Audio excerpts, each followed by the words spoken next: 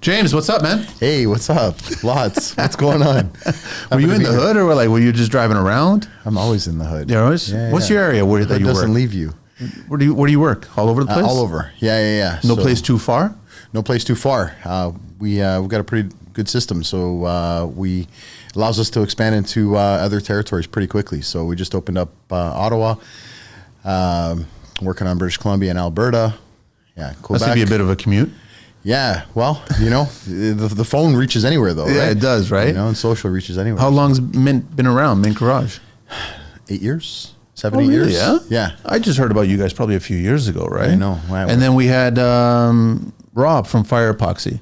Yes. He was on the show and he brought it up, right? Yeah. And so then that's kind of funny. You brought me some mints, but I was just joking with him on the show. I said, listen, if he doesn't bring me some mint, come on, so I can make it from my mojito. No way. I'll be a little upset, right? Well, so I guess Rob never got back to you, or did he mention it to you? No, he did. No, he told me, and he told me that he was coming on the show. Yeah, and I've got a bag of seeds for you actually as well. I'll leave it with you. 100%. Leave it with me. I'll grow it. Yeah. I'll totally grow it, man. Yeah. That's awesome. I drop those seeds everywhere I go.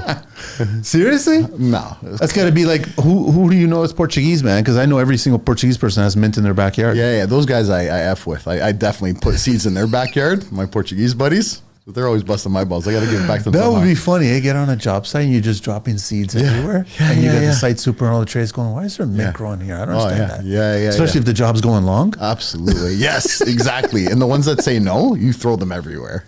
You'll never forget me now. So. Well, man, welcome to the show, man. Thank you. Thanks for having me. All right, so let me share the details from you, right? So Mint Garage Inc. is here. You can reach them at info@mintgarageinc.ca. Their website is www.mintgarageinc.ca. Reach them on their phone number, 888-901-MINT, which turns into 6468.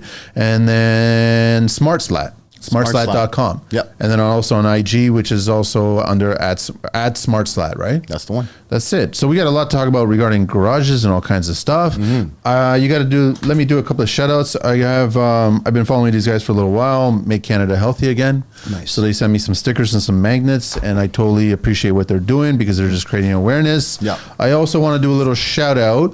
I did a little social media mess up yesterday. John McNeil Construction.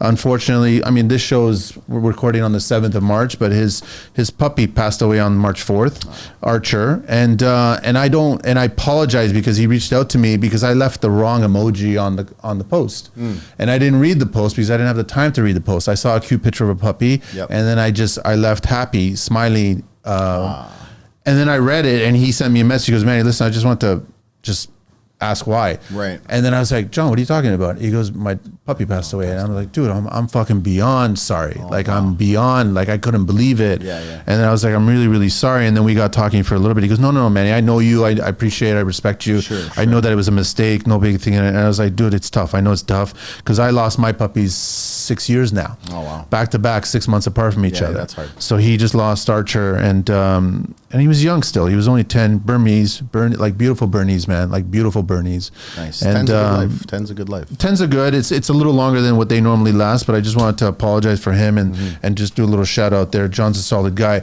And the thing is, I respect him because he started a charity up in Barrie there called Pause. What is it? People for Pause. He started that foundation. Nice. And so every year, every holiday season, he gets tradespeople to come up and bring dog food, bring toys, bring all kinds of stuff. And it's been growing and growing and growing. And I've shared it on the show several times. And so it's like he does a lot of good things. His crew does a lot of good things. Nice. I respect them and all. So I felt terrible that I didn't read the post correctly. And then I left the wrong comment. So then I deleted it and put the right comment on, man. Happens. Dude, I'm a dog parent. I know, I get how important their family. Absolutely. Their family, right? So I just wanted to do that shout out. And then the other shout out I wanted to talk about was HTS at High Tech Structures. We got talking this morning, not too long ago actually. He was showing me these flower beds that they're building. They're concrete guys. So they got the contract to put these flower beds along Rutherford, and they're also doing the same thing on Highway 7. Okay. And I reposted a post about South Korea putting solar panels in between the highways. And underneath the solar panels are bike lanes. So then the cyclists are shadowed from the sun, and then you're collecting power from the sun, Right. which makes a lot of sense. And then he's sending me, yeah, we're putting concrete planters between our roadways. We're going to put plants in there. And then come our winter months, we're going to salt the hell out of the plants and kill them. Yeah. And then we're going to replant them again over and over. Wow. Why not put solar panel and a bike lane in the middle there? Yes. No, that makes no sense. Why, Right. why be efficient here? Yeah. To move people around. So know? he was just bringing that up. We had a few little words back and forth. A lot of them had 4 letters in them, and they were included to the government, right? That's it. That's it. Okay, so James, that's all. Sure. That's my shout outs. Awesome. 8 years ago you started. 8 years ago. Yeah. Why? So my uncle actually was one of the reasons. He was one of the first inventors of an engineer of a product, a slot wall product, a PVC product. Oh, I didn't know that. Yeah, 30 years ago. Okay. My other uncle ran the plant that made this product along with other PVC products, windows, doors, etc., stuff like that. And it was a summer job for me 20 years ago. So I've grown up in finished garages my whole life. Right, I haven't known any different. So you haven't known the traditional Canadian garage is just rampacked with stuff. I know them a lot now. I know them a lot. You now, come across them all the time. quite a bit. Yeah. Why do people do that? Because they don't know what else to do, right? But they just keep on adding. It's a dumping ground, right? It's a dumping ground. So part of what we do is it's not only the transformation of the garage, but it's educating on what they can do. And to me, it's always been mind-boggling because you buy a house, right? And one of the most important things that somebody asks when they're buying a house is, what's my square footage? Yep. But then if you have a 2-car garage that's 20 by 20, you're ignoring 400 square feet. But technically of speaking, that space. 400 square feet is not part of the real estate square footage of the house. But still, they don't. No, think I'm just of it, saying it's not. I but get I that. agree with you. It is. right? So I treat it like you don't. The basement is an unfinished space as well that you don't include in the square footage. Yep. As soon as you finish it, Then it becomes. then it's included, I've always, in my early days of construction, I always called the basement the 3rd floor. right? That's interesting. Especially if you renovate it. Yeah, If you renovate it correctly, Right. it's another floor. yeah, absolutely. And renovating a garage and minting it out Same is way. another living space. I like that, minting it out. Minting it out. Yeah, that's what we're doing. So anyway, fast forward, I moved to Milton and I did my garage, What did you do? So you had a double? a double. Okay, so what did you have? You had like the standard drywall Standard, unfinished with the drywall. unfinished tape joints, Yeah, the and poorly walls going like all that this, crap. and Okay, that's hockey- what you had. Bare hockey sticks for concrete framing, yeah, concrete just was standard- in okay condition, or was it? It was good condition. It was a brand new house, brand new build. So the Okay. neighborhood was new. Everything was fresh. But the first project I did was my garage, and people were walking by. It was a beautiful Monday morning in September, and I was meeting neighbors. You know that new community feel, and getting to know people. And they came and took a closer look. When they did, I asked who did this for you. I said me. They said, would you do it for me? And a side hustle was born. Then it got serious. And I asked my buddy to come over. I said, I wanted your opinion. I did the dramatic garage door unveil for him. He walked in and said, can I swear? He Of course you can. Fucking mint. Yeah. And the next day we called it Mint Garage. But what did you do in your garage? You did the floor. I did the slot wall. I did the Okay. slot wall. And then there was a PVC click tile that we used. Got it. Right? Like one of those modular I know exactly what you're systems. talking about, yeah. So I did that because I wasn't, in the epoxy space at that time. So I did this other floor, and it was good enough, and it was actually really good. And I started hanging things on the wall. Right, get things off the floor. Slat wall, you can hang any bikes, hoses, bikes. I mean, you name it. saw table, or saw horses, anything of that, right? Pretty much anything. Yeah. anything. So that was the foundation of how the company started. And then, do you know offhand how many garages you've done? Oh, Like probably thousands? It's gotta be thousands, Probably right? thousands by now. Yeah. Like I think last year through our network, and now, so we're not only doing garages now. Now we're working with other companies and showing them how to have a successful business in this space. You mentioned Rob earlier. So Yep. Rob does floors. So I work with him now. He wants to concentrate on floors, but he knows a lot of people that need their garages transformed. So you guys just share. We just share. Yeah. Right. So Community. it's good for the industry too. But anyway, so I got into the epoxy floor side of things a little later, and that's another animal, another beast, but another growing industry.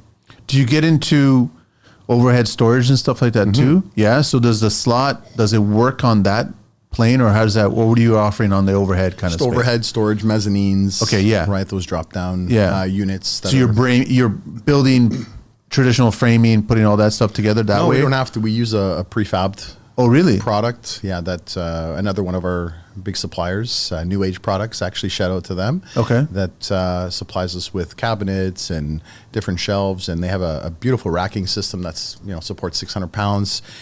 I like to tuck them in above the garage door, suspend them from the ceiling. Yeah. That way, when the garage door is open and it's full of clutter, your garage still looks good, and you don't know that the stuff's there. Are you also replacing doors? Garage doors? No, we. Or you outsource that? You kind of sub that out to somebody else, right? Rockwood garage doors. Yeah. We use them, and they're phenomenal. And garage doors is another. It's a very specialized industry, right? You're working with heavy duty, dangerous items like those springs, the torque on those springs. That's not a DIYer. That's not a DIYer. So we refer that. Side mount openers, you can put the side mounts, clear the headroom if you've got the space on the side. I prefer side mounts, but you need the space. I think the minimum's 9 inches or something like that. I can't remember exactly. They're slim now. There's some new products. They gotten slimmer. They've gotten slimmer, and you can put them in. I know that on the gram, you got guys showing off putting lights on the garage doors now. So when you open up the door, and then it plugs right in, and then it's illuminated now, right? Yeah. So it's slick until it breaks down, and then you're trying to figure out how to keep it slick. Yeah. But it's a pretty cool idea. Yeah. There's all kinds of different things. Working with a customer right now that we're going to put a turntable in his basement, on the other side of the garage. So he parks sort of downstairs. You go around his house, it goes down. Okay. There's like a ramp to another garage. He's got 2 garages at the top, 2 garages at the bottom. So you go down this ramp, park downstairs as well. And on the other side of that garage is his basement. So partition wall, glass, turntable, GT Pro, hex lights, nice epoxy floor. Sick. Some really sick stuff. So it's a small house, eh? It's tiny. Yeah. He's going to be sleeping in his garage. Isn't there a rule on, it's a glass wall separating the location of the vehicle and the rest of the house? There's a code. There's a building code rule or something. I'm not doing it. Oh, right? okay. So we're working with other companies that, but we're going to do the garage setup when they're ready for it. And then what's he doing on the floor? Are you doing the epoxy as well? Yeah, we're messing with some different designs right now. It's a work in progress. Are you getting into lifts as well too? Yep. That's becoming almost like, you would have thought that was extreme luxury 10, 20 years ago. It's a necessity. Now it's becoming like the norm now. When I bought my house in Milton, everyone's frantic about going and buying off the print, lining up outside to buy a house from a production builder. Yeah. And a lot of times you're not concentrating on the small details, unfortunately, right? Of, where the house is going to land. Sometimes you don't even know, is there going to be a sidewalk there?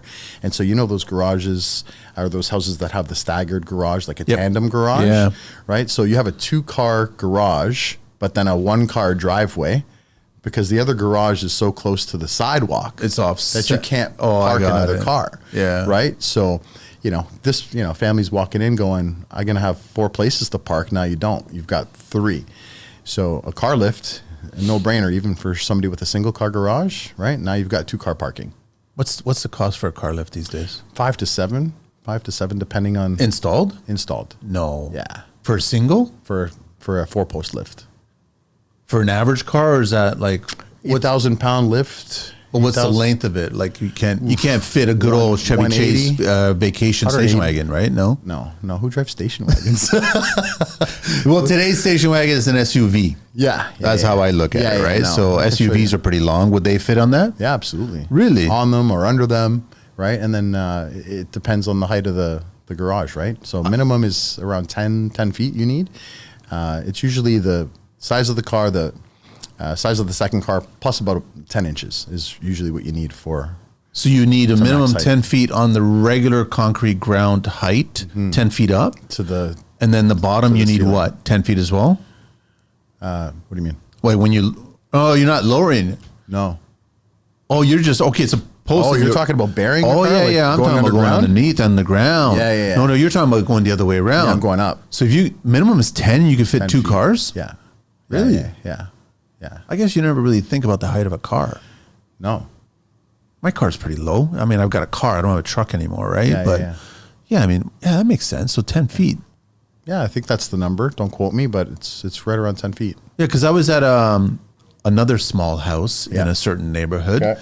and he was showing me his lift, and he was showing me, and it was going under the ground. They built it all I'd love underground. to do that. I will do that one But day. he gave me all these safety, like he goes, he had to put the operating components about 20 or so feet away from it. Sure. You can never be anywhere near it from course. the collapsing of the Absolutely. hydraulics, That right? makes sense. But I'm like, this far away, you got to be. He goes, that's code. You have to be that far away. It was like 20 or 25 feet away. Mm-hmm. But then he did the smart thing of excavating his whole front drive. He has that Crescent Drive. Mm-hmm. Yeah. Then he's got the garage, two-car garage. And then he excavated the whole thing and built a whole extra basement underneath everything. Awesome.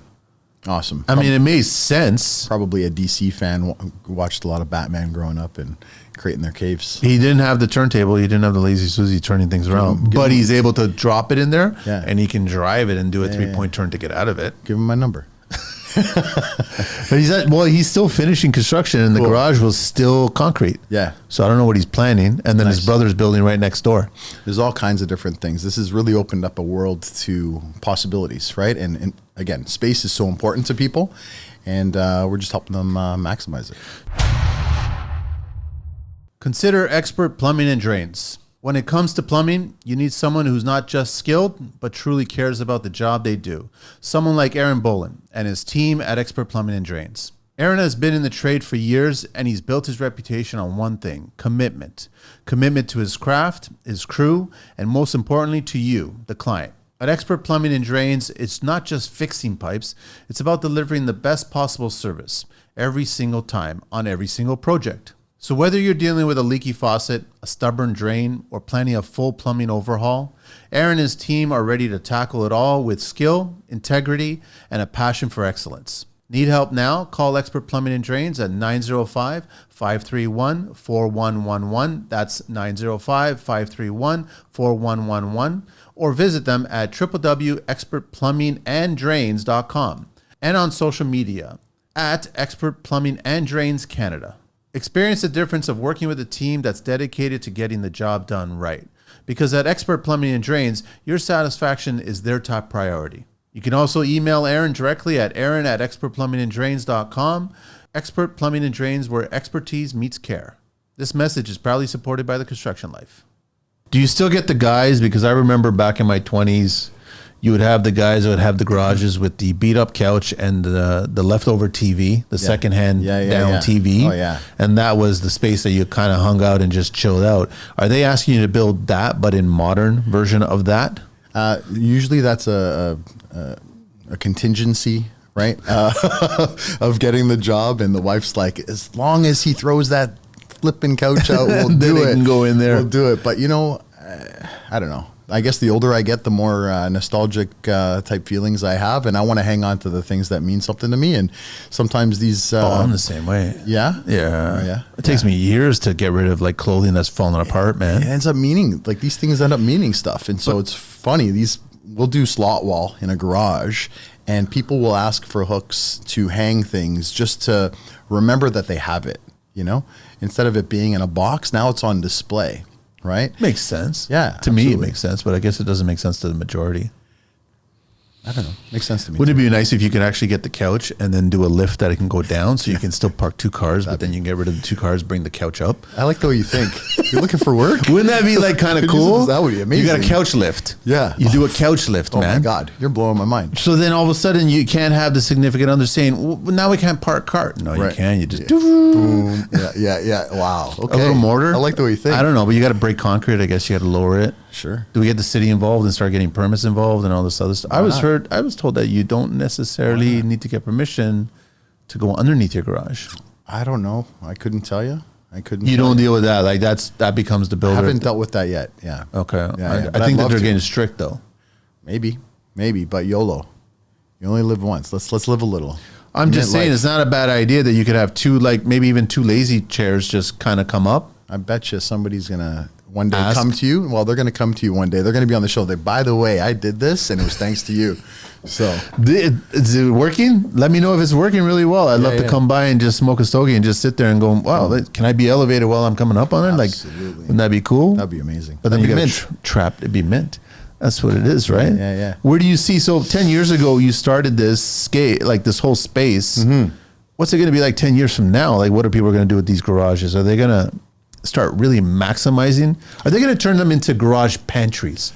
You know, kitchens kind of it got extended and they became the pantries, and it was basically a poor man's version of a butler's pantry. Are the garages going to turn that way? I think it'll be a lot of, the same, but builders now capitalizing more on it, right? And selling it as an upgrade, right? So I think you'll see more garages being finished, during construction.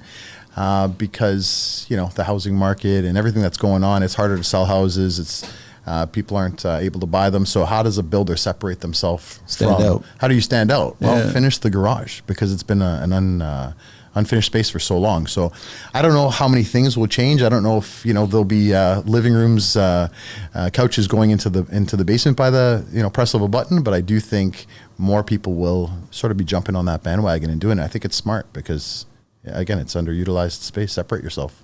I always liked garages. You talked about the staggered garage, and I don't mind that. It kind of aesthetically, it looks nice instead of having this big wall of a garage door. Yeah, it kind of makes sense. But I always liked the back garage door. So you had two doors. So then if that staggered garage was kind of looking at the backyard, and you open that up as a double door, and now you can just go right through the garage there, and like it goes right to the backyard, which makes a lot of sense to me. It's awesome. And I think that's all it is you got to buy another door now. Sure. Plus you got to make sure your garage is long enough that you can open up both doors. Yeah. But then all the more reason why you should probably use a side opener. Absolutely. So you don't have to worry about the rails there at that point. Exactly. But that's aesthetically, I think that's pleasing. Aesthetically, and again, how does it make you feel? I grew up in Etobicoke. We lived on the veranda when it was raining, in those ugly folding chairs with the cross. I know. Which ones I'm talking about. You're a European. You know exactly what I'm talking about.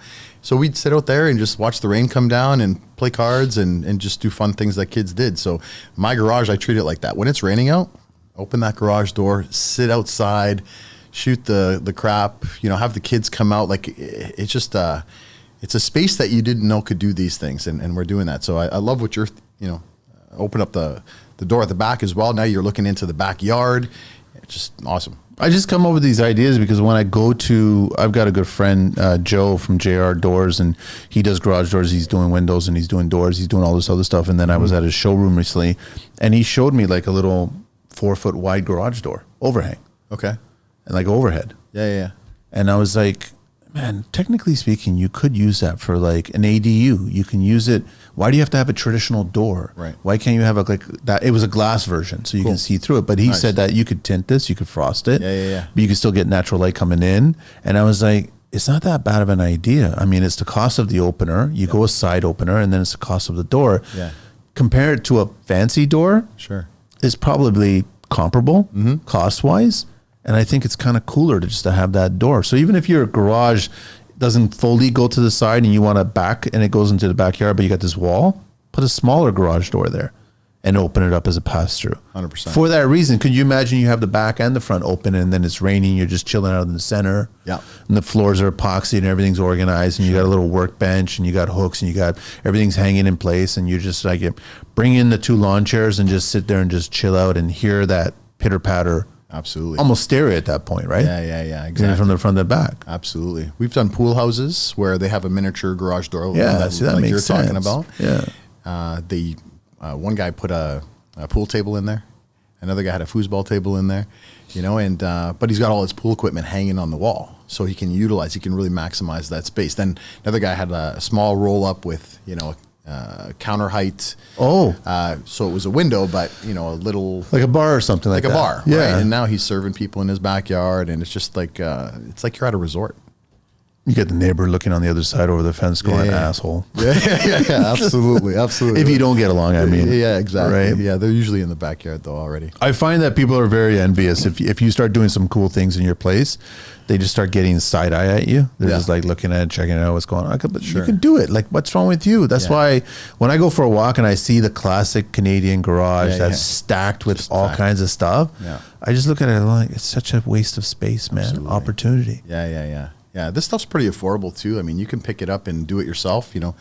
I manufacture our own Slat wall panel as well, and talking about some other companies that we work with, and providing them with material to to go do this stuff themselves. But this can be a DIY stuff project. What's the rating on it? You could put how much you said? So 80 pounds? No. No. So we rated it at 145 pounds on a single hook. On a single hook? Yeah, and this is where you got to be careful. So a lot of times you'll see advertised a per square foot rating, which doesn't make sense. Yeah. Right? Because if I said 145 pounds per square foot and you're doing 100 square feet, that's 1,450 pounds. Like, you're not going to park a small car on your wall. No. Right? So 145 pounds on a single hook. So the way we rated it, put a hook up. It was a shelf bracket. We used a shelf bracket hook and then put 3 45 weight plates on it, that you'd find at the gym. Yeah. And then a 10 pounds. So 145 pounds, and that was the load. And it was holding, it was fine? Strong. But, and the thing is, people will ask, what's the rating of this stuff? And we tell them, but what are you going to be hanging really? That's 145 pounds. Hoses, bicycles. Maybe 20, 30 pounds. At the most. Yeah, exactly. Yeah. Right? So, and even it's not only the rubber Tupperware or whatever, like the Rubbermaid bins and stuff like that. So the law of gravity comes into effect as well. The further you're hanging something from the wall, you're not going to put 145 pounds on the end of a hook. No. So if it's close to the wall, if it's tight to the wall, you'll probably be able to hang more than 145 pounds, right? So, and it's the wall behind it that's carrying the load. Yes. Right. The integrity of the product has to make sure that the clip doesn't fall out. But if you're fastening it properly, it's not going anywhere. That's when I started paying attention to this is 12, 13, maybe 14 years ago. Mm-hmm. I was really big on wall-mounted bathroom vanities. Wall-mounted? Oh, yeah, I've got one. But I was always nervous about it because I installed a wall-mounted toilet. Okay. And I didn't like it because it was a little bit of give. Sure. And I understood the give part of it. But when it came to the vanity, I understood the physics and the design of it. Right. You got 2 brackets, 2 hooking points, right? Mm-hmm. But then the bottom portion of it it can't go anywhere. It's stuck against a wall. Correct. So you could be standing on this vanity. Yes. You're hooked on the 2 top points, but then the just physics of it, it's impossible for it to go down. Mm-hmm. So I was like, you can build walls like that. Like, just when you hang something, it's got a 3rd pick point, right, which is the weight at the bottom where it's going back into the wall surface. Yes. And that's what keeps it there. Bingo. And it's not like you're on top of it and you're going to be bouncing on top of it. No. So you'll take the weight, no problem. Yeah, absolutely. Yeah. I mean, I've built box windows that way. Yep. Same theory, right? Yeah. It's just, you have to just start understanding where the weight gets transferred, right? Absolutely. And that's why it's nice to do a show like this, and I get like a Rolodex of engineers, and I'm like, if I were to do this, what would happen? Yes. Right? And then they give me and I go, yeah, but I won't stamp it, Manny. I was like, no, that's all I need you to do is just tell me if it'll work. Yeah, that's absolutely. it. Yeah, it's understanding, being mechanically inclined and common sense. Yeah. You know what I mean? And, back to the weight rating, it's okay if the hook starts flexing or the basket starts to flex, stop putting things on it. Simple as that, right? And get another basket and put it somewhere else. Do you really want 150 pounds of stuff on one hook? Like, it doesn't. I mean, the good news is it'll support it, but again, what are you really gonna? I had somebody come over to my house one day, and he goes, "So okay, it hangs a bunch of weight. Let's pick something in your garage that looks the heaviest, and let's try it." Yeah. And so I sort of clenched up a little bit, and I said, "Okay, I guess we're doing this. We're gonna check this out. We're gonna check this out." So I picked up my my miter saw, right, my big DeWalt. You hook it, little hook, tiny hook, because it was close to the wall, right? It's nice and tight to the wall, and put it up, held my breath, stood back, and it's still there today. Same idea. It's like it's pushing. It's not going to go anywhere. It's transferring. Exactly. Yeah, that's it. Yeah. And it's not like you're going to be hanging your miter saw there all the time. No. Right? That should be in your truck. It should be on, but it should proved, be on the job it site. proved the point, though. Yeah, exactly. It convinced the client that this could work. Got the job. And that's it. But are there anything? Okay, I know that when Rob was here, we were talking about there's the classic epoxy colors. You go the grays, you go the flex, and all this other stuff. Yeah. You ever get clients who just want to do a little bit of funkiness and try something different, try something new? All kinds. Colors and stuff. Yeah. Metallics are popular for that. Yeah. Matte finishes, so like solid colors. Right? Really? Like a solid black matte. Those are cool. You can put decals. Doesn't make the space too dark? Good lighting. You got to pump up the lighting though. You got a good lighting. Yeah, a nice hex light system. And then we'll get into that. Yeah. Yeah. So everyone wants a hex light now, eh? Yeah, hex lights are popular, but I mean, the possibilities on floors are absolutely endless. You know, glow in the dark colors, like really, really funky stuff. You can print a decal, paste it into the floor. What do you mean glow in the dark? Like you're using There's pigments that are, what would you? They're glow in the dark. So they're reflective, or No, they'll glow green. Yeah, or blue. Or, I've never seen that. Yeah, that's wild. So even if it's pitch black, you still have some illuminate like coming out of the floor. Mm-hmm. Remember when you were a kid and you'd hold something up to the light? Yeah.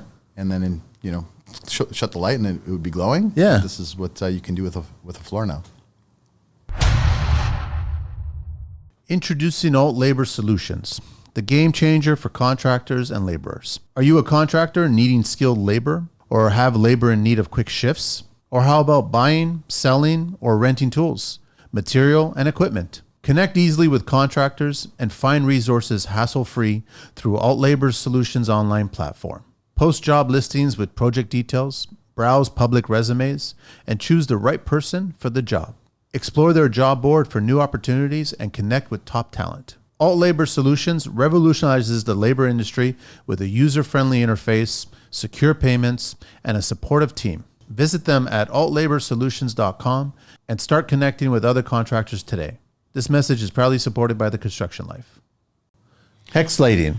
Yeah. I'm on the fence about it, if I like it or not like it. I'm not sure. Yeah. I know that you've done a lot of them. And I've seen them on other people, other builds and other projects and stuff. I find it visually distracting to my eyes. Yeah, I mean, if it's too low, I find same thing. Like Yeah. It's just like right in your face. It's pretty bright. The technology has come, I don't want to say a long way. You've been able to dim lights for a long time, but they make them dimmable now. You can get a soft white, bright white, Color?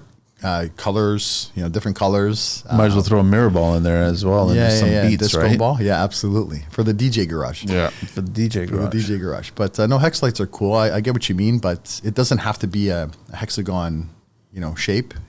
Are they individual You can get, hexes? Like they're individual ones? You guys pair them up together? Is that it is? Or They is come it as kits. as They a come kit? as kits. Okay. And then you build them, and that's the design that's going to go on the ceiling. But you can get straight, lights. You can get the tubes. Yeah, see, I stuff would say that. like a square or something like that, or like a perimeter light. Right. Right. Rectangle, diamonds. You can't really do a box, because if you start doing boxes, then it becomes tic-tac-toe. Yeah. That's why maybe the hexagon works on its own. It Yeah. doesn't become tic-tac-toe. No. But a lot of people are putting pot lights in too, so they're not just doing hex, they're doing pots. Lighting is big. That's the thing about it. Is people need to understand that it's probably the same size or if not bigger than your kitchen. And Sure. how many lights do you have in your kitchen? You got Right. your under cabinet lighting, you got your task lighting, you got pot lights, you got your fixtures, you got a lot of light, right? So People don't know too that you can go on Amazon and buy, you've probably seen them, the I call them a fan LED, right? So you screw it into where the bulb, where a traditional bulb would go. It'll accept that. And then there are these panels on it. They look like solar panels, but they've got little LED lights in them. And then you just fan them out in the direction that you want the light to shine. $40 for a pack of 2. they're directional, so you can. Yeah, they go like Really? imagine like a satellite. Yeah. Right, with Yeah, the yeah, arms yeah, of yeah. it, right? And you just And they're illuminating that way. absolutely. And they're bright. And they're cheap. Quick solution. And they'll fit into a regular screw socket. Yeah, regular screw socket. Yeah, for a regular bulb. Yeah, they're wild. They're good for a temporary solution, or I know people that's all they use. I mean, it makes a lot of sense. Put them in the cantina. When you guys start designing your garages, do the clients come to you, or are you guys coming back at them with themes? Like you hinted at the kind of like the workshop theme or whatever. It could be like different. Like, do you have clients that are looking at a theme kind of based garage, right? Yeah. It's got to be, right? Garage gyms, Yeah. right? The workshop gym, the Yeah. office. Yeah. The workshop garage, the office garage, right? During COVID, we did a lot of garages for a working space because these people had to stay home, right? And they didn't want to be in their house with people walking by and toilets flushing and laundry, the laundry going. And so we built offices inside the garage. But yeah, so themes are big. But again, it's knowing your customer, Yep. obviously, and knowing that they that they know what they want, and you know, offering them a package. But for the most part, people are like, I got stuff on the ground, I want it off. If I'm spending good money on a nice floor, I don't want to just move stuff back in and put it back there. Yep. And we spend a lot of money on stuff, right? And you don't know where you're putting it. It's getting damaged. It's getting lost. And so this is an investment that sort of solves a bunch of stuff. The one thing that I haven't solved yet, and I'm still trying to figure that out, because I don't think the mufflers on central vacs do a good job at all. I think that they do a little bit of an okay job. Yeah.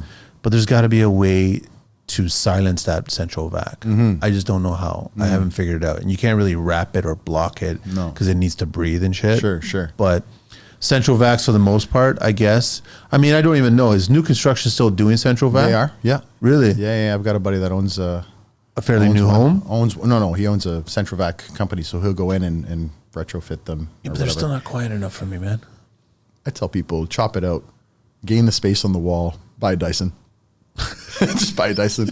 Because that's what I mean. Dyson's quiet. Yeah. Quiet, a lot quieter. Sure. And then all of a sudden you got this thing, and I get it. It's got pipe all through the whole house. This is the command center. It's sucking. Do you want to be going into the garage and emptying a bag? I know. The emptying ugly, of the and they start collecting dust, and they're just, it starts getting caked on. It's nasty. I'm like, first thing I look at is, do you have a central vac? Can we get rid of it, please? They're like, what if you took like a cabinet, a garage cabinet or something, and put a bunch of rock wool in it, and I don't know, close it. But then you're suffocating it. Then it's going to fail. That's the problem. You gotta let it breathe. That's the shit thing about it. Yeah. Definitely, I'm not seeing it as much. And the times that I do, they're like, just get rid of it. We don't like it. Get rid of it. Gone. Then they can hand their bike there. Like, it just takes up this awkward space. The piping. It's not just where the unit is.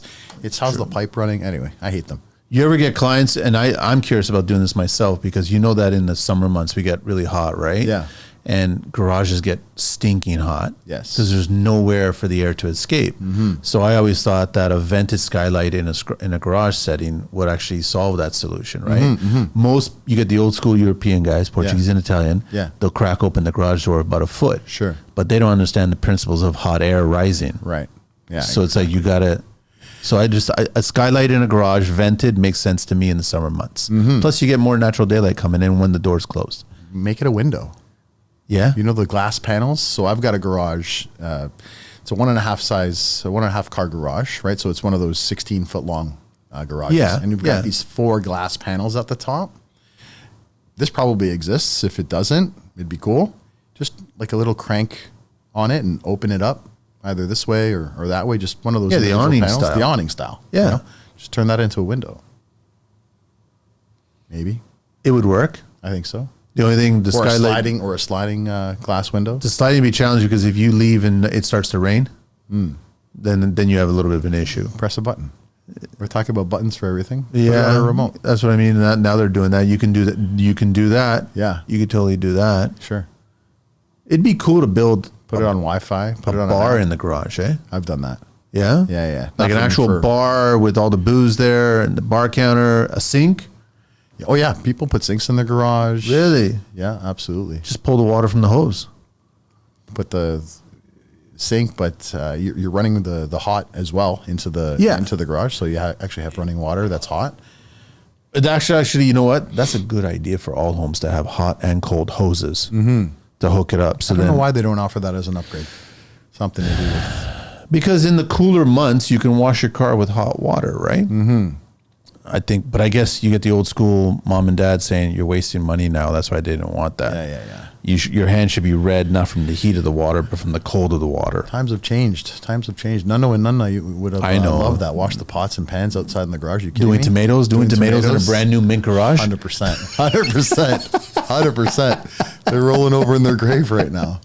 Well, actually, it would make it a lot easier to clean, and it'd be a lot easier to cut and prep. Right. And grind all that shit. It would be a lot easier. We used to do it right in the backyard on the pad of concrete, the steel drum making the fire, and then we evolved with the burners. Sure, right. And then you're crazy, but it makes sense. Do it in the garage because sometimes in September you get the bad weather. It's raining. You can't do it outside now. Absolutely. Now you're making a makeshift tarp over you. Like I said, my nonna had the first mint garage 30 years ago. Man, that's where we did it.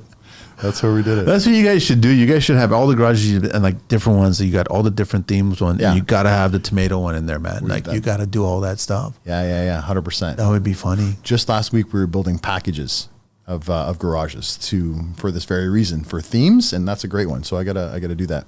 What would you call it? Would you call it Nana's Garage? Yeah. Yeah.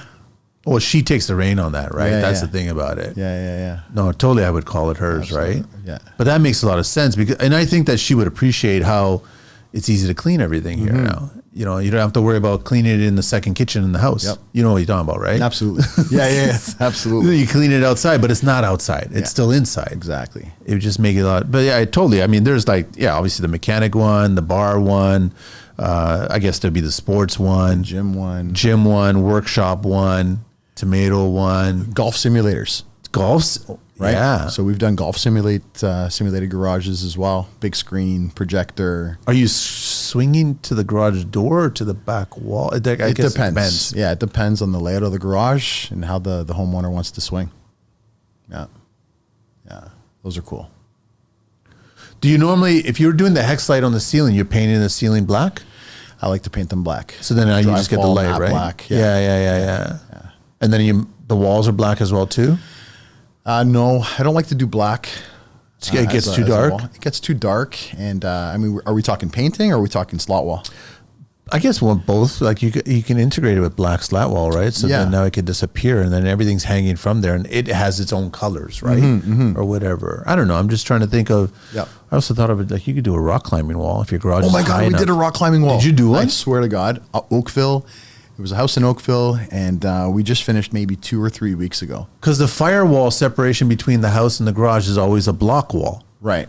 so you can do a rock climbing wall. Not always. Not always. No. But anyway, this was an exterior wall, so on the other side was his walkway to his backyard. Yeah. Right. So it was just framed, drywalled brick on the outside. So we built it out and 2x6, framed it to the ceiling. He had high ceilings, like 12 feet, 13 feet high ceiling, in just this one area of his garage. Plywooded it with a really nice cedar. Drill the pilot holes and then just screw in the whatever those things are called. The nubs or whatever they're called. To climb. Yeah. We That's just finished that a couple weeks ago. Yeah. That Did you put an incline on it? Did you? No. We did what he wanted and it was straight up, but that would have been cool. I totally would have put it on an angle or something like that and made one corner really extremely difficult. But then again, it's if you're by yourself and you slip, Yeah. Not recommended to do alone. then you need a big red button somewhere to hit, right? Yeah. To call for an ambulance or whatever. But Yeah, absolutely. Another but good on a idea. slight incline, that would be okay. Yeah, I think so. That's kind of cool. Harness. Harness, you'd be harnessed anyway, or of maybe you course. do, but still, Yeah. that's pretty cool. Yeah, we just finished that. Yeah, awesome. What about an artist's garage? Someone who wants to paint inside the garage. Sure. That could be a And then a possibility. place to hang them. Yeah. Hang your paintings. Well, because it's a large painting, you can do all kinds of stuff. Yeah. You're getting you could do that. There's a Yeah. bunch of, like, it's just limitless. Whatever It the is client's thinking limitless. about what they want to It's do, right? Literally a blank canvas. What do you want to do? Or even give the garage to the kids Yep. and let the kids. Well, what do Games you- room? Yeah. Games room, Yeah. right?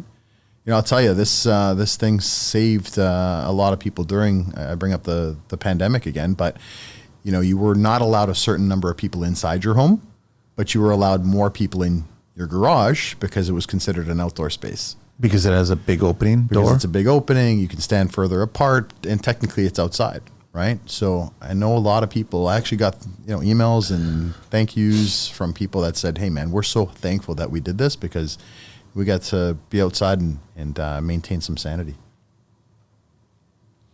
I could just see you. What about if you were to put like cork on the back of the garage door?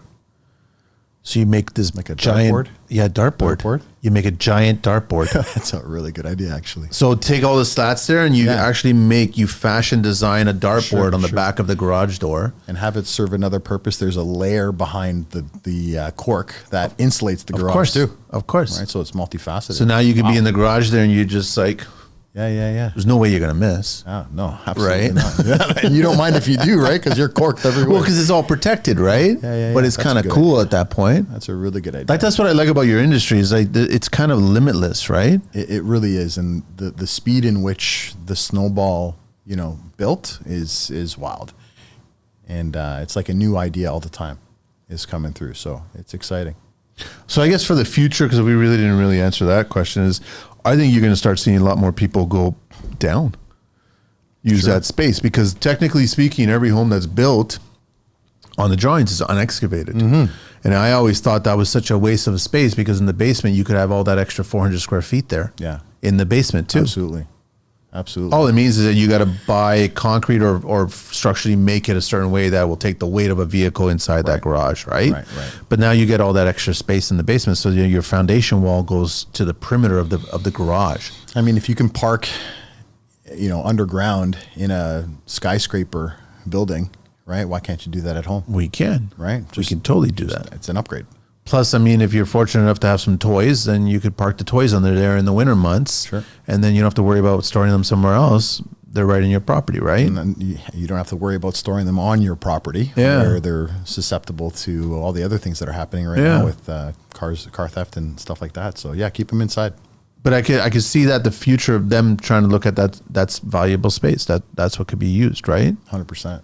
I mean, we heard all these stories about other luxury people, and they've done that to their mansions. They've gone underground and all these hidden rooms and stuff like that. Why can't we start doing that with our garages as well?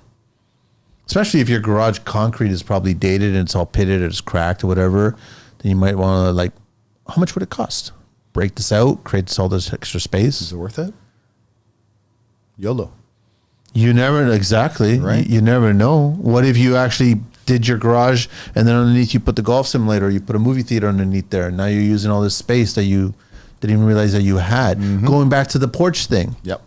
Like porches they don't put them in homes these days, right? But we all grew up on porches. It's a shame. It's a shame, because the porch is when you just hung out on the front step. You hung out. You had your friends come in or whatever. And Memories, man. Yeah. Creating some good memories there. So the garage could be the same thing. Could be that. It could be today's version of that porch. That's what it could be. 100%. I see it that way. Yeah. Definitely.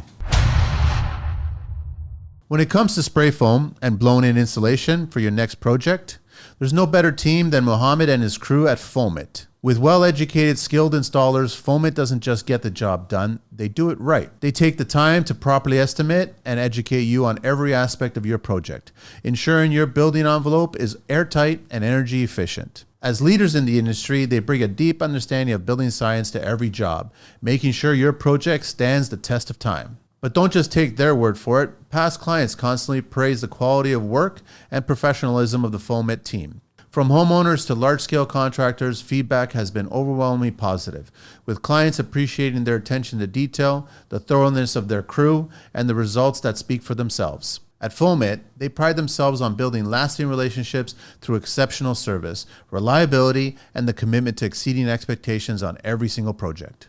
Whether you're insulating a new build, upgrading an older property, or tackling a commercial project, Foamit is your trusted partner in achieving energy efficiency and comfort. They understand the importance of getting it right the first time, and that's why so many clients return to them for future projects. Connect with Foamit today. Reach them at 416-893-8712 or 647-961-9777.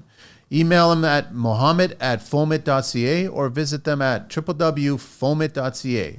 Follow them on Facebook, Twitter, Instagram, and LinkedIn to see their latest projects and innovations. This message is proudly supported by the Construction Life. You never got bored? You don't get bored of doing this? No, because now, like I said, I'm working with other companies and people and helping them enjoy the same thing and add it to their portfolio. I mean, it's wide open, right? I'm not trying to do this alone. I like sort of giving back and sharing ideas. I'm like you in the regard of I want to share information. Yeah, that's it. And there's tons of work for everybody. So if you got one idea, then you're in the wrong industry. Absolutely. And you shouldn't be in any industry unless if you got one idea. Unless it was Bitcoin. then it's okay. If I only had one. Yeah, but that would have to be 2010. Yeah. Was that 2010, 2009 or something? No, but I don't get bored. You meet so many different people, and I do it for that. But do most clients' eyes light up, I guess, because of this particular room when, I guess, 10, 20 years ago, the garage was nothing room? They can't wait. That's what I mean. Yeah. They're excited about it. They can't wait. I mean, look, the other projects that you might finish in a house that's unfinished is your basement. Yeah. Right. But everyone's seen a finished basement before. Yep. You got an accent to this, an accent to that. And there's different things happening in that industry that is, is exciting. But again, the garage is like, people still don't know what to do. And it's outside the house, right? So people are walking by, people come over, they go through that. Maybe they don't go to your basement. Maybe, they're not the people that maybe they're not friends. Maybe it's just an acquaintance. Yeah. But, as funny as this might sound, it's almost become like a community builder, right? People have their garages done. Now they're excited to keep their door open. They're spending more time outside. They're meeting people. Next thing you know your neighbor. And it sort of boosts morale in neighborhoods. It's really cool. No, I agree. I totally think. I think people that start clearing. I guess when you get the clients that have the garage that are just stacked, it gives them an opportunity to purge. I guess now they can go through everything. And I love that element of it too. So I'm just I've always been fanatical about organizing and decluttering and stuff Things like that. have a place. So we offer that as a service as well to help people do that. You know who Marie Kondo, I'm sure, is. And, she has systems of how to help you organize. So after we're done decluttering, then we do the install. Then it's like, okay, where do I put my stuff? And we build systems, like literally systems for how the garage should be laid out so that the most efficient way to find that or be able to access it. To use it. Because that's what the thing is. It's just people now are just cluing into the fact that the garage is just as functional as another room in your house. Absolutely. So use the room for the purpose of that room, why it was designed. Sure. You park your car, you park your bike, you park your bicycles, you park your toys in there, but you also park tools, you park yard tools, you park planting stuff, you put the pots and pans from making tomato. Absolutely. Like you park, and it needs a space. It needs a spot. It needs a space, and the space that you're putting in needs to make sense. Yeah. Right? Because you want to be as efficient as possible, because our most valuable commodity is not stopping for us, which is our time. Right? So can I give you an example?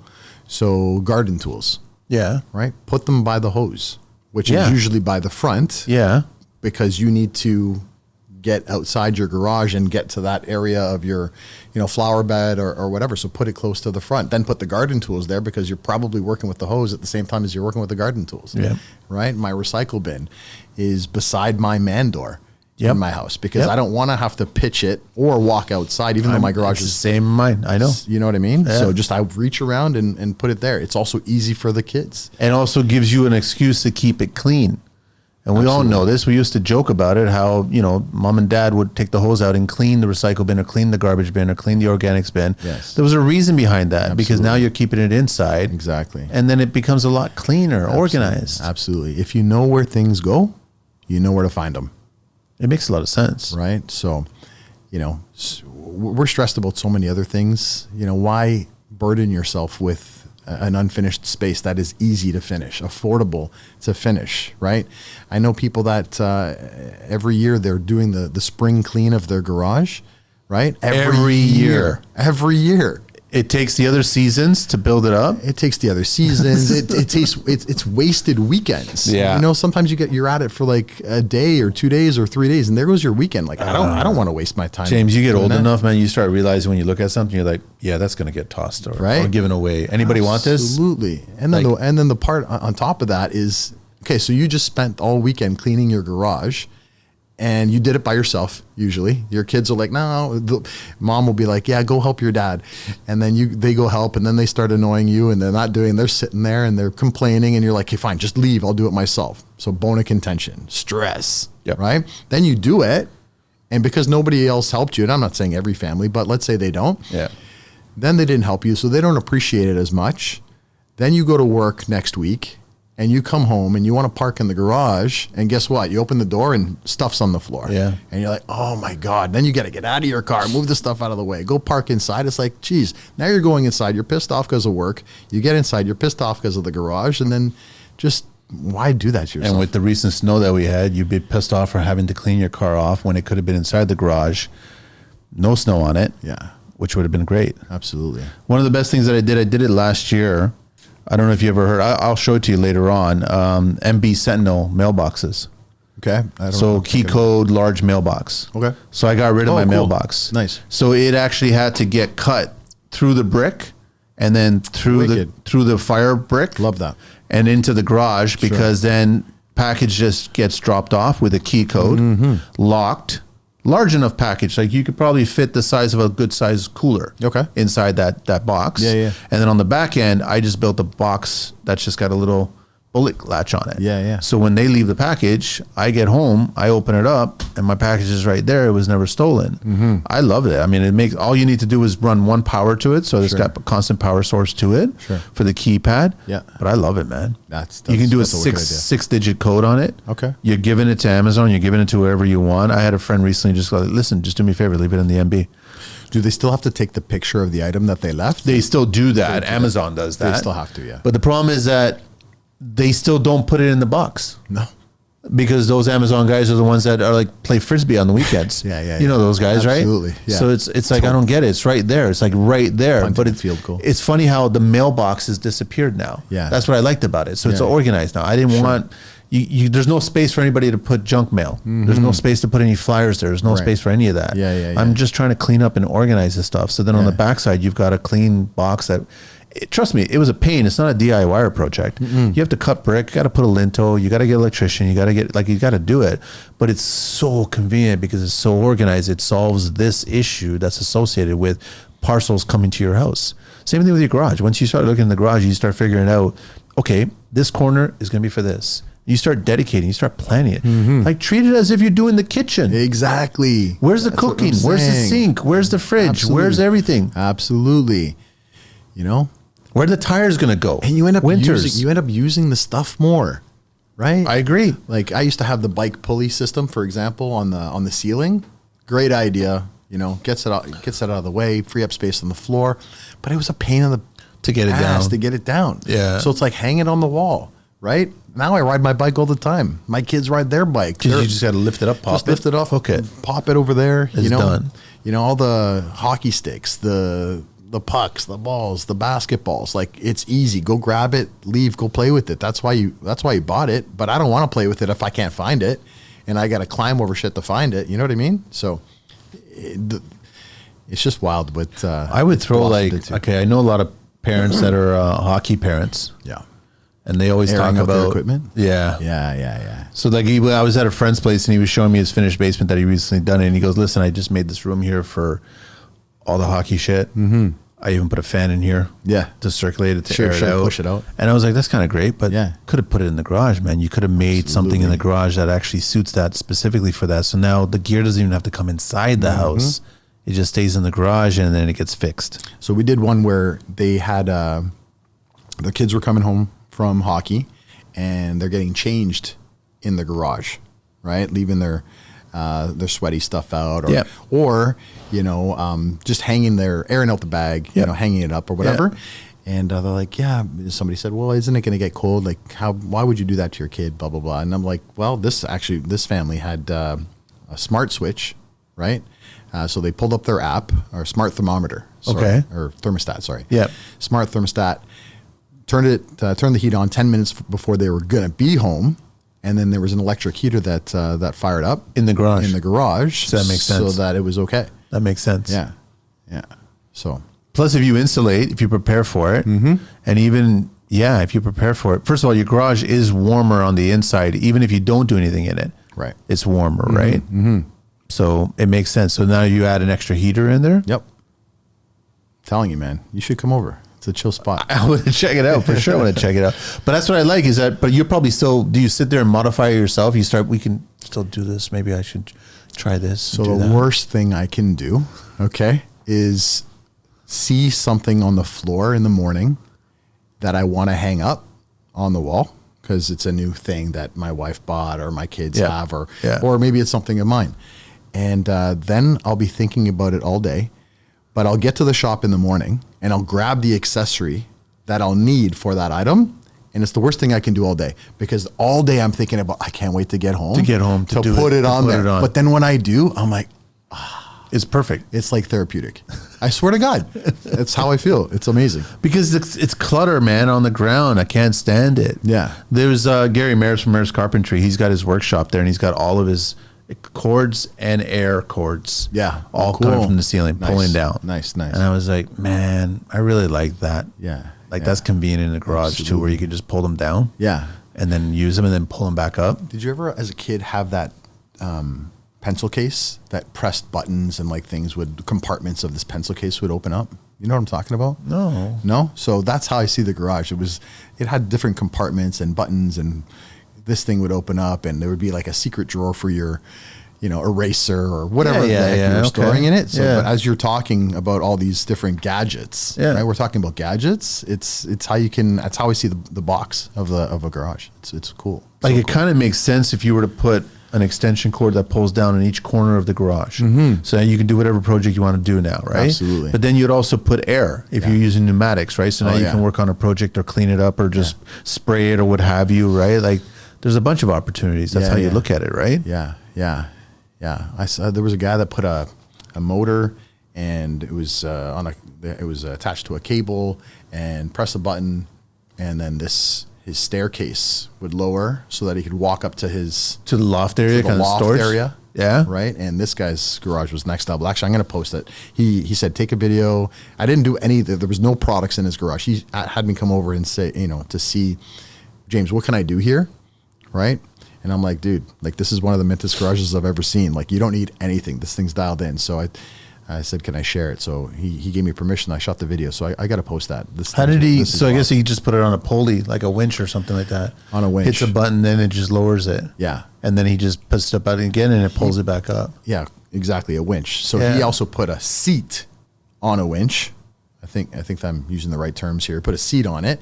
He sits on the seat, pulls himself up, slides across, right? So there's a track that he went across, grabbed something, put it on another winch, lowers himself, and goes and does his work. Like, insane. How big is the garage? A two-car garage. It's unbelievable. So he's just mobile all around the perimeter. All over. Really? Yeah. I've seen some really crazy things. Then you get the guys on Pinterest, right, where they're getting 2 pieces of pine and then just sliding a Tupperware, and they think that they just invented light. Yeah, exactly. Absolutely. But you know what? You meet guys like that too. You were talking earlier about the old couches and stuff like that. And mint is something, is a way that you feel about it. You know what I mean? Yeah. So it could be, whatever, nasty in there, but it works for you. Okay. Then it's mint to you. Attention homeowners and businesses. Are you looking for top-notch electrical contracting services you can trust? Consider the expert tradesperson behind Effect Electric Ltd. They take pride in delivering quality, service, and professional installation on time and on budget. From Kohler generators to main service upgrades or network data installation, they do it all. With years of experience and a commitment to excellence, Carlo and his team at Effect Electric Ltd. are your go-to professionals for all your electrical and generator needs. Effect Electric Ltd. is an authorized Kohler home energy generator dealer. Kohler has air-cooled 26 RCA units, the quietest, the most powerful, and exceptionally durable generator with 109 amps max power on liquid propane. Custom color options, camouflage options, and every generator Kohler makes is built to last and is equipped with a commercial-grade engine. Call Effect Electric Ltd. today at 416-508-7725 or visit them at effectelectricltd.kohlergeneratordealer.com. Let's build something great together. This message is proudly supported by the Construction Life. I could see like doing, it'd actually be nice, man. I think it would look nice doing a mint colored floor. Mm-hmm. Yeah.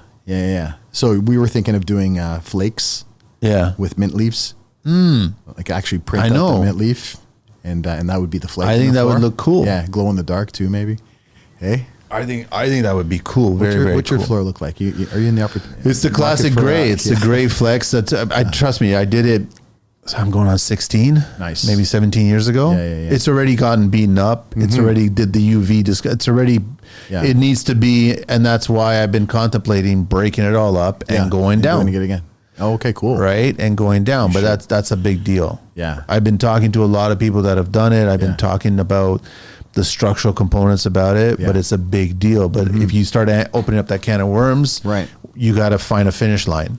Like how we always tell clients, like, listen, we can start, but let me know where you want to end. Yeah, exactly. Because this could always be the yellow brick road. It will continuously go, right? Absolutely. And then the budget, then all of a sudden we're not friends anymore. Yeah. Right? Because you would say, I made you do that. I didn't make you do anything. I'm just a creative individual who gave you a lot of ideas. Absolutely. And you just liked them. Yeah. So- Exactly. And you know what? You're going to, you can't take any of the money with you anyway. So I say spend it.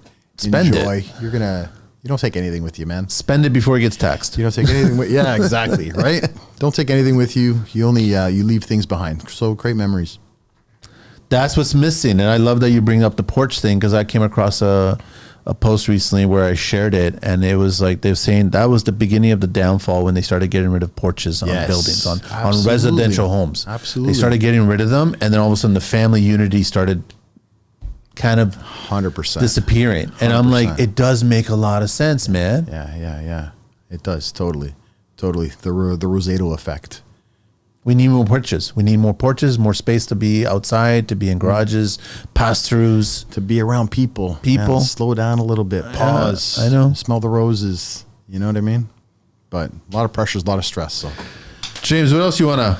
I think we've covered a bunch, but I'm just looking at your Tinder profile here. oh my God. Stop. No, man, like it just makes a lot of sense. I think you should look at not just the garage, every space in your home. Yeah. And I even go as far as like whatever, that boring closet at your front entry or your side entry. Yeah. Do something with it. Figure out a better way to organize, if it's your vacuum attachments or if it's like your paper towels or your like whatever the consumables that you use on a weekly, monthly basis in the house. Make it a cool way to get to it or replenish it or like that. Same with your garage. The same thing. Like so easy. I'm a fan of that Gardenia. Is it Gardenia or whatever, the hose? I think so. Yes. The pole, the retractable swivel hoses. Oh, those are the best. They're stupid expensive. I've got one, and I'm like, you know what? I like it. I'm sorry, but I like it because I've been so used to doing this. Oh my God. What's your time worth? Right. What's your frustration? It's this, and then the hand on the other hose is getting all dirty and caked. Yeah. Right. And then this, right. And then you pull it out, and then it kinked somewhere, and you got to go find. And this never kinks, man. No, ever. It just goes there. And then I went as far as doing the Aqua connection point. Okay. And you know the hose, the bib board snaps off, right? And it closes off. Oh, wicked. So it's on a slight. Listen, it's not easy to install. No, it's difficult to install. You got to have a little bit of common sense when it comes to construction. Sure. But it's so convenient when you're dismantling it for the winter months. Yeah. It just drains itself. Oh, that's amazing. Like it's amazing. But the hose, the caddy is like it's. I love the swivel thing, man. Yeah. It just goes anywhere. Game changer. Like you don't have to pull and then pull. That's what I mean. Like you're excited to use these things. You're excited to use them because they make sense. They work now, right? They become functional. So, but no, I'm excited about the direction, and again, it doesn't get boring because of the people that we're dealing with and teaching others to be professionals in our industry. So it's growing. We're having fun. We've got a great team behind us as well, and who have become friends and like family, and they get it, right? And they get it. They get it. They see the opportunity, but they also the culture that we've sort of cultivated and that we build. And I think it says something about when you can start working with other companies as if they're partners of yours. And we've got some things planned to sort of revolutionize what's going on, not just in the garage space, but how we work with people and drive the industry. So we're pumped. I just came up with another one, but I don't know if it's a good one. You could do like a TikTok garage where you could put a big mirror and put the classic bulbs all around the mirror. Ooh, okay. But then if you drive in, it's a studio. Are you like a studio? Yeah, like a studio podcast garage. Why didn't we think of that? But if you no, that was a conversation in the beginning. But then I started saying, first of all, I don't want everybody coming to my residence. House. Yeah. Second, what happens in the really cold months? You'll be in there. Yeah, that's true. Freezing. But a TikTok studio, you can do that with a mirror. But then the problem is, if you're driving in, are you going to get blinded because it's going to hit the mirror and then reflect back at you? True. But maybe you put the mirror on a different wall, right, or something. I don't know. Or maybe you put the mirror. Here's one. You put it on a swivel, so it actually turns around. So you can do a mirror on one side. You could do something else on the other side. Is there such thing as a tinted mirror? So you click a button and it turns black? Probably. They got shower glass that does that now. Yep. The They activation got thing. glass that you can press a button and an image frosts. will appear. Or Or an an image image. will appear. Yeah. Sounds cheap. Yeah, hell yeah. Drop in the bucket. No, but there's a lot of toys that you can do. But I mean, the bottom line is like treat your garage as if it's the kitchen and just start coming up with great ideas on the purpose behind it. Absolutely. Bring your car in and then also figure out what other space you want to do, right? Mm-hmm. What's Watch the best your life solution for, change. sorry? I said, watch your life change Yeah. What's the best solution for your winters or summers? in terms of Hanging tires. Oh, hanging tires. Yeah, tire rack. Just a tire rack. Tire rack, sometimes it takes two people, right? One's passing it because you got to maybe get up on a ladder. So somebody's passing it to you and then you're putting it up. I don't really like telling people, hey, we're going to put it up high. And then you got to go up the ladder with, by yourself. Yeah, I with hated it. that because, It's hard on the back. yeah, the winters of my old Sprinter, they Yeah. got heavier every year. And I was going up an 8-foot ladder to get it up there. Oh, yeah. And you would kind of just do like the pyramids. You would Yes. slide it along the ladder Yeah, yeah, and then yeah. get to the very top and then hope that it, And then lift brace it up. yourself and Because build the some Sprinter strong- tire is pretty heavy with the rim in the air and everything like that. It's a little heavy, and then you're going up a ladder. Yeah, It's not yeah, the yeah. safest way to do it. No, it's not. It's not. It's not good for your back. So I got rid of the Sprinter. yeah, no kidding. So I got rid of the problem. Yeah. Now No. it's just a storage area now. There's no tires there. It works as a great shelf, That's all it does. right? But I mean, where are you getting your tires changed? At the dealer, or You at could the do it mechanic there so shop? they can store so it. They can store it for you I know, too, that right? makes a lot of sense. So it's a little bit of money, but whatever. Figure it out. If not, tire rack's a good option. Put it close to the ground. Like, it doesn't have to be. You can keep it off the ground. We've done them high enough where you roll the tire up to it, and then it that's clever. hops over Yeah. that first rod. It doesn't have to go all the way up there. I like that. So yeah, It's endless options. You just got to okay, literally endless. start the canvas. What do you want? Yeah. What's the family like? Yes. Dynamic. Who does what? Where? When? Know your customer. That's simple as that, right? Ask questions. Simple as that. You ready for these 12 questions? Let's go. Hang on a sec. www.mintgarageinc.ca. info@mintgarageinc.ca. 888-901-MINT. It's also 6468. On IG under @mintgarageinc. And then also smartslat.com and @smartslat. Every color comes in, or what colors do they come in? 5 colors. Which are black, white. Yep. Light gray, dark gray, and tan. And then there's a custom option where it's a PVC spray that goes on. So you can spray it any color. Any then. color you want. I like that. Yeah. So, and then the Smart Slat is removable at any level. So this is what makes our product on that side unique. Is traditional slot wall. You start at the bottom, one piece Yeah, overlaps you work the your way, other, yeah. you work your way up. Yeah. Well, if you ever damage a piece, guess what you got to do? You got to take the whole thing down. The whole thing I down. know. So one of the alternatives is panels where the screw is exposed. They're usually like the 3-inch on center slot wall, Yeah. right? Number one, I think they look too busy inside a garage, right? Just like way too much, like it's an eyesore almost. And then you see these screws. You'll see it. Yeah, of course you would. Because they're exposed, Yeah. right?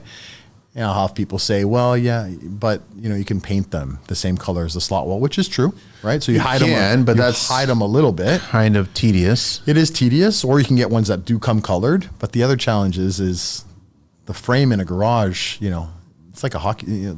The hockey sticks sometimes are these 2x4s, right? So the screws won't. You think that's where it is because that's where it was below. Now you've got a hole because you missed. Now you've got the screw. Okay, now it's holding. Yep. But even if you hit, like if you stud found every row and it was off every row, well then now you've got lines of screws that look like this. So anyway, we came up with a removable panel where the screw is hidden, right? And being in the manufacturing background, working with my uncles back in the day, I learned that side of it too. So when I was doing so many garages, working with products, saying to myself, well, there's got to be a better solution, right? Because the customer would call us and say, hey, remove this panel, or I opened my car door, I broke it, I want to replace it, whatever, or I want to change things up, I want to add an accent color down the road, right? So we were going, and we had to pass the bill on to them, right? Because it's Of course. labor, it's Yeah. material. So anyway, we manufacturing background, where I came up with a mating part. It's called a mating part. So 2 pieces work together. So there's a cap that goes over the screw channel. It snaps in, and you do that after You secured it. it secures itself after you secure the panel. Yeah. So you put all your screws, all your fasteners, and you stack, so you're not overlapping anymore. Yep. Right? And the screw's not exposed because you cover it with a cap at the end. It's pretty slick. It is. So it's slick, and it was sort of user-friendly for the homeowner. And then one day my guys called me. It was a big garage that we were doing, a big 3-car garage, and we were going to the ceiling. So sometimes customers like to go to the ceiling with the panel. That's a lot. Okay. So at this point, we were using a panel where it was the overlapping panel system. So whenever you'd get to the top, you'd have to rip. Yep. Right, obviously, and you'd use the bottom portion of the panel that you ripped, and then you'd snap that in. Got it. Right? So another world of problems. You're snapping in, you're scuffing up the ceiling, right? It's tedious, right? You got to be pretty accurate with your measurements. So it would, arguably a big garage like that would take a full day just to do that part, right? So my guys call me up after the first day of using our new product.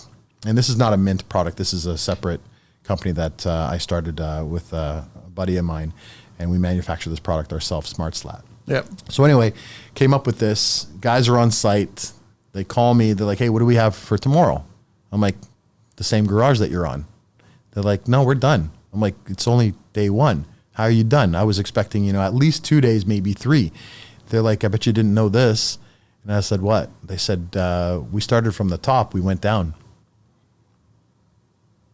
That makes sense. Right?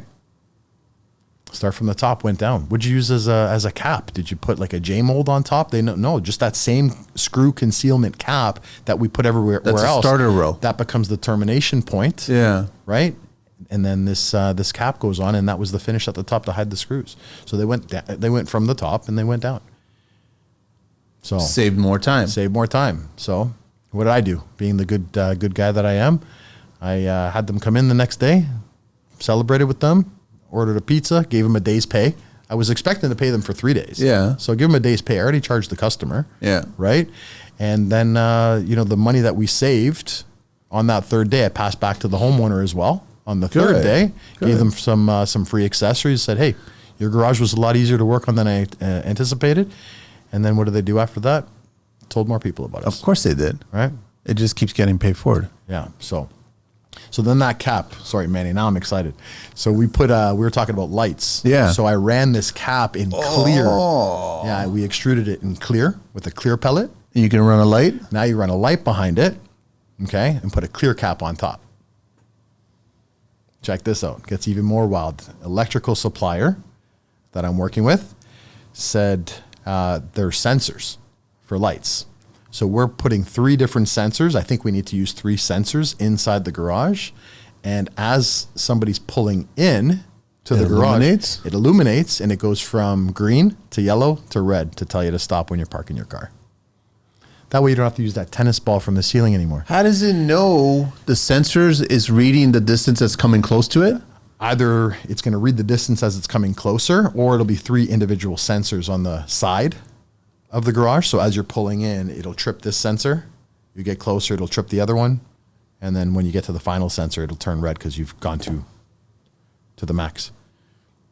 A lot of people know that when I was younger, I used to steal traffic signs. Did you? I didn't consider it stealing because it would be on the ground, or it was like I just find it somewhere or whatever, right? So then I went on this whole rampage of like, I've got quite a collection, but the one thing that I have never gotten was an actual traffic signal light. Oh, a signal light. Yeah. Those things are big in person, huh? They are. They're huge, right? Yeah. I came close. There was a job that was being done, and they had it down on the ground, and I could have, if I played my cards right, actually take it, but I didn't. But as for the red, green, yellow kind of thing, it just reminds me. That's actually really cool. I didn't think of that, but you could put a traffic sign. Or well, you could treat it, but then again, are you going to distract your kid thinking that they're in a race and they don't see green, yellow, red? They see red, yellow, green. Right. And then they go, right? Yeah. And you're like, okay, all right. Everyone's got to get their eyesight tested first. Make sure they're not colorblind. Oh, my God. I like that, though. So it has sensors, eh?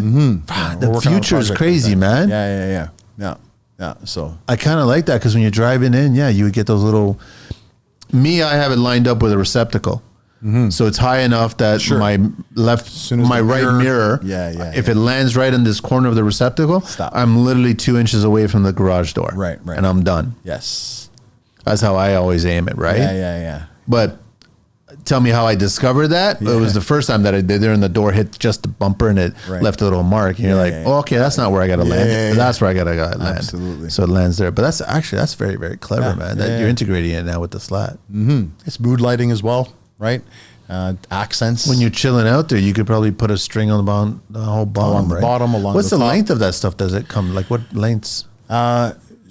Like I think the lengths are really unlimited, right? But the longer you go, the more the dimmer it can become, the further along, right? So you might have to introduce, I think it's a transformer every so often. So often. But you can put that behind if you're prepping it, getting it ready. Put it behind the panel, actually, that we run is, it's called a box profile.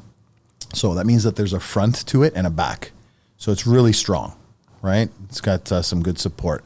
I won't mention other company names, but there's, in the extrusion world, the alternative type of profile is called a single wall profile, which means that there's only one side to it, right? And then it's got these little nibs so that it doesn't flex on the wall, but it's still really flimsy.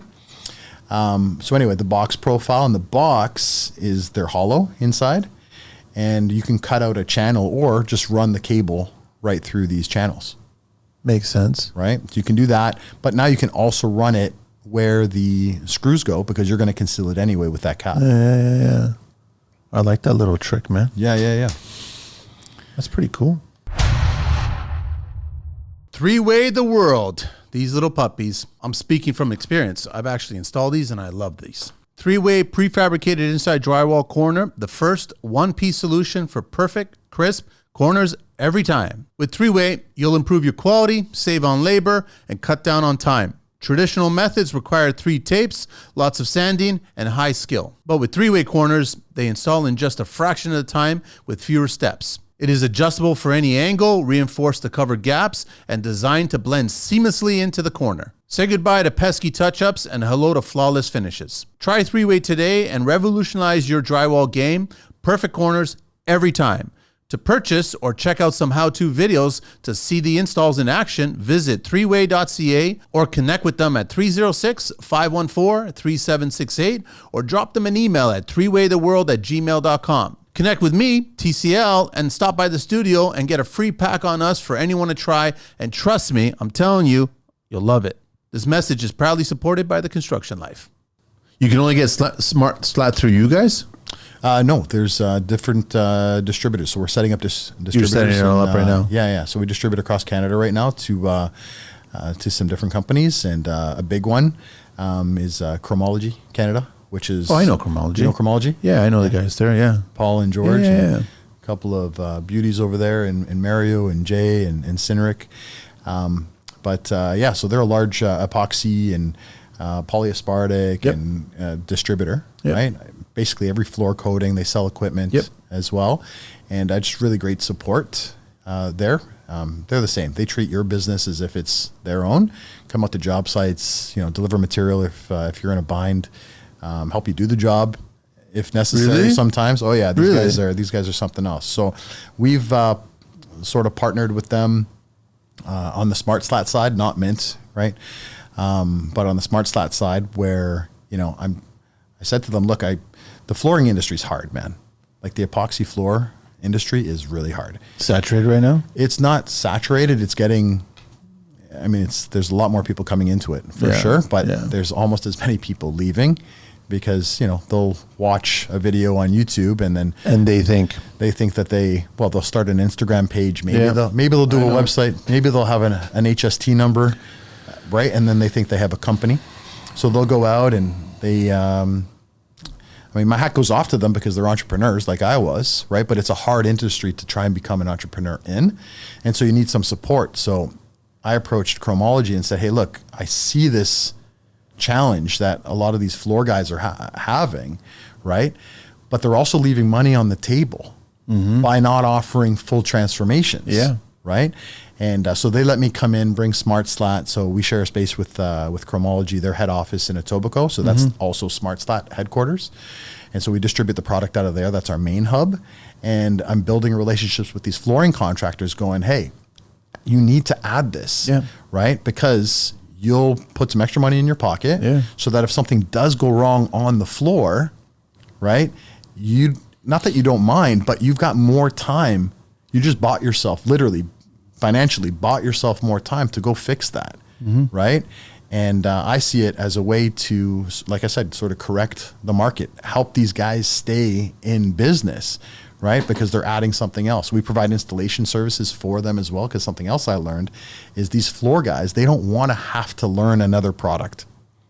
Well, they have their toolbox, right? They got their toolbox. I know. And floors they're complicated. Yeah. Sometimes you don't know a floor failed until days later. Yeah. Slot wall, you put slot wall up or a cabinet or even hex lights. All of these things that we distribute and install. If something's wrong with it, you usually know at the time that you're installing it.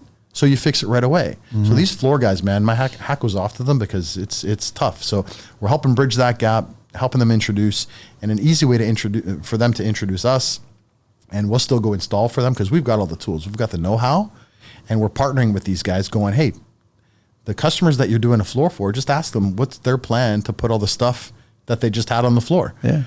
And they're some of them are starting to do that, right? Rob is one of them, and there's 10 others. I'd love to list them all, but I know that that's not what the show is about. But I'll include it on my links on my socials. But it makes sense. And we'll go do that job for them.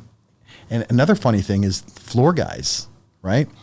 They have always seen themselves as the companies that are getting subcontracted. Yeah. Right? But not a lot of them are thinking I can sub somebody else out. Yep. Right? They don't, for whatever reason, they just max out. Well, see, that's what Rob mentioned. He calls you in to take care of that. Bingo. Absolutely. Now you're both delivering quality to the customer. Now we're You're both benefiting. They say, people that are at the bottom are competing. People who are at the top are collaborating. So it's true. That's what we're trying to do. So I'm trying to help these floor guys, because some of them, man, they're so brilliant and they're hardworking. You know what I mean? So anyway, we distribute Smart Slat. We're working with Chromology to try and get this message out. I got to get Chromology on this show. I reached out and we were talking. Not them. It was just when they were setting up. I'm trying. The plumber. I'm trying to remember his name. The plumber. The partner there. I'm trying to remember his name. Oh, and Petro. I forgot to mention Petro. So Petro, I don't know if he was the plumber, but Petro, he runs. He's got his plumbing office there too, right? Oh my God. What's Cyril. his name? Cyril. I went to high school with Cyril. Yes. I'm going to see them after this, actually. I'm going to see Cyril. I'm going to see Petro. I know the last time I chatted with him, his dad was passing, I think. Oh, I didn't know that. This is years ago. Okay. Maybe 2 years, 2.5 years ago. So Cyril and Petro, so they run the Burlington, so Chromology West. Yes. They have distribution in Ottawa. Dave, I don't want to butcher his last name, but I know Dave out in Ottawa that runs Chromology there. And then they've expanded into British Columbia as well. It makes sense. George Hong out there. So, yeah, I mean, I see this as, I see myself more as a business developer at this stage. Mint is the prototype. Yeah. Right? And I'm showing others to have success like that using our product and through the networks that, other good people around me have opened doors. And during these economical times, man, you got to start being smart like this. Absolutely. You ready for this? Yeah. A person you would trade places with for a day. My son. How old is he? He's 15. Yeah. So I want to know what it's like to go through the pressures that a 15-year-old goes through now. I want much different than what was us, man. Yeah. Yeah. So I like to think that I'm doing a pretty good job with him, but if I can trade spaces with him for a day, come back and maybe be a better dad. Guilty pleasure. Oof. Oh man. Nothing? Pistachio ice cream. I like anything pistachio, man. Yeah. I love pistachio. I'm trying to be healthier, but there's nothing wrong with pistachios. Those are perfectly healthy. No. Yeah, ice cream, right? It's just when you make it in ice cream or cheesecake, or you make it like there's a bunch. Yeah. With an espresso, an affogato, right? A little bit of amaretto. Least favorite tool. You got to Oh. throw some spirit in there. Table saw. Yeah, I know. Table saw. Biggest risk you ever took? Table saw, man. Almost took my thumb. That's why I don't like that. Biggest risk I ever took. Coming on Yeah, this. but you could say the same thing about a car. You could say the same thing about any other screwdriver, like a slotted screwdriver, like anything, X-Acto knife. Yeah. Like anything. Knock on wood, I haven't had any I know. but the table saw, man. It's my nemesis. You got to respect the tool. Yeah. all Don't it is. rush. You got to respect the tool. That was just not thinking. That was rushing. Just, respect the tool. think about it. Think it through. Biggest risk you ever took? Coming on this show. Really? No, just kidding. This is a playground, man. Yeah, no, this is Wonderland. No, it's been a lot of fun. I would say, telling everybody your plans. They say not to. They say not to, but if you don't, then how are you ever going to attract the people that you need to Tell some have of that- the plan. Yeah, Not all of the plan. Tell the people that you know that you can. Just speaking on a side note, there, a very good friend out west there is a framer, and he's unfortunately folding up shop. He's had some hardships. Out west? Yeah, out west. What is he Clients screwing him over, not getting paid. And he was like, yeah, I'm going to be working for somebody else now, not for my own anymore. Yeah. But then he just sent me a message, and he was just saying, I really want to go get my helicopter license. And I was like, do it. And he's like, I'm 40. I go, I'm pretty sure older people have gotten their helicopter license. Why can't you do it right now? Absolutely. I go do it, man. So I'll doing chat it. with him. He's a good kid. I call him a kid. He's 40. I'm 53, right? But Yeah. no, he's a smart kid. He knows what he's doing. He just, came across the wrong clients, and we all have done that. Yeah. And then it makes you think about, okay, am I really in the right business, or am I in the right industry or whatever? But it's going to happen. Yep. But if your heart's not in it anymore, your heart's in something else, then go chase it, man. Absolutely. Got one life to live, man. That's it. Best compliment you ever got? You're a genius. There's Einstein, then you. Yeah, absolutely. Not crazy. Just don't call me crazy. Favorite beverage? Oh, right now it's Perrier with a splash of lemon and lime. I've been doing that lately with my Yeah. San Pellegrino. Yeah. I've been squeezing the lemon in there, man. Yes. Oh my gosh, on ice. Yeah. On ice, rim the glass a little bit with the lemon or the lime. Clutch. It tastes good. It does taste good. It's really refreshing. Yeah, it's a nice treat. I just been enjoying it. It almost makes me think of summer, man. Did you always like sparkling water? Because I hated it as a kid. No, I can't get enough of it. The sparkling water is my thing. Yeah. I can't tell you how many bottles of sparkling water I've had in the last decade, man. Yeah. It's a lot. Yeah. Always in glass. Yes. I've had friends like, here you go, man. And I was like, dude, what's Why? wrong with you, man? Why though?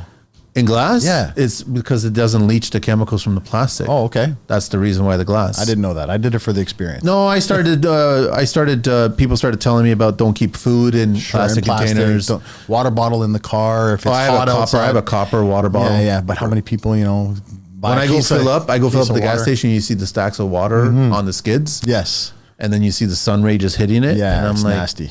Yeah, this shouldn't be there. No, glass bottle, glass containers. I just smart. glass. Easier to clean too. Absolutely. So I don't know. That's fine. What never fails to make you laugh? Low class comedy. Like Slapstick or like an old school or Hangover, those movies, right? Like a Zach Galifianakis, right? And my son is old enough to start appreciating some of this stuff too, and it's borderline like, should we be letting him watch this or not? And the wife has said it's okay, so we still don't watch it while she's around, but we never fails, man. We crack our asses off watching that stuff. So worst piece of advice you ever got? don't trust anyone. That's true. Not it's the worst piece of advice. No, I know. Right? Because again, what a sad life. How can you go through? I know. You can't. It's not a blanket. Yeah. What profession other than your own would you like to attempt one day? Ooh, like a therapist. Like work with people in their problems. I couldn't do it. Like life coach. Like draw that line where you're not prescribing medicine, but you're offering solutions to, I like to think that this show does that. Yeah, I mean, look, let me tell you. Hey, listen, I was motivated to come. I did some research. I wrote some stuff down. I wanted it to be intentional. I wanted to have a good conversation with you. So, I mean, I'm sure you're doing that with a lot of other people that you're asking to come out here. So, in a way, you are creating good. I'm just sharing what I'm learning. Yeah, and Simple helping other people share. That's it. Yeah. What's your favorite curse word? Cazzo, because I get to use my hand as well. It's automatic. Yeah, and usually it sounds nice too, even though you're giving somebody shit. What's your favorite vehicle? Any mode of transportation? Lamborghini Huracan. That's a nice one. Yeah, yeah. I don't like any of the new stuff, man. No? The new stuff. Yeah. It's just too crazy looking for me, man. Yeah. It's just, I like old school stuff. Okay. Like Camaros, SS. Those, but Testarossas. Testarossa. GTOs. Okay. So still like an exotic. Yeah. I still like, I'd say maybe the cutoff is the 2000s, maybe early 2000s, Countach. I heard it's a pain. I've never driven one, never been in one, but I heard it's a pain in the ass to drive. You can't even see behind you. There's no rear view camera. No. You can't see behind you at all. No. And I'm like, you need to see behind you. I drove a Spider once, and that was GTA Exotics out in Smithsville. Okay. You do the car tour with them. Yeah. Drove F40 Ferrari. Yeah, cool thing. That must have been something. One of my business partners, Wes, another great guy. I want to shout him out for his birthday. Got him a pass, and him and I went and messed around with 5 cars. But the Lambo was sweet. McLaren, drove a McLaren. I'd love to drive a Lambo LM0002 or whatever. Okay. The 4x4. Oh, okay. Yeah. I would love to drive that thing. I think it just looks like a beast. I'm not a huge, to be honest, I spouted that off because I think they're a wicked looking car, the Lambos, but I like my Dodge. I love my Ram. I love my Ram. Because it comes convenient, man. Yeah. You feel like you're driving a luxury vehicle, but you don't mind beating it up at the same time. It's right. You can go off-road. You can go here. You can go there. Absolutely. I got to determine whether or not that little mound of snow is high enough that I'm going to skid it. I know. I hate that part of it, but sure. Last question. If heaven exists, what would you like to hear God say when you arrive at those pearly gates? Oof. Come with me. Your family's waiting. Your loved ones. And I built you a nice garage. Yeah. James, man, thanks so much, bro. I appreciate you being on the show. Yeah, I appreciate talking you, shop and everything like that. Good luck with everything. And I'd love to pass by one of your jobs when you guys are doing it and just check it out, right? Yeah, absolutely. Let me know when you do Nona's garage there with the tomatoes. Yes, absolutely. Season's not coming up yet. No. We still a ways away from that. We got time to wait. We got time to prepare. I'm sure someone's going to come up with that garage. Absolutely. They're going to want you to build it before then, so you could be the first one. Hang the sausages, the shadish. All that stuff be hanging from that's exactly the same garage. 100%. That's what we want, right? 100%. Hey, man, thanks for having me. That's it. We're out of here.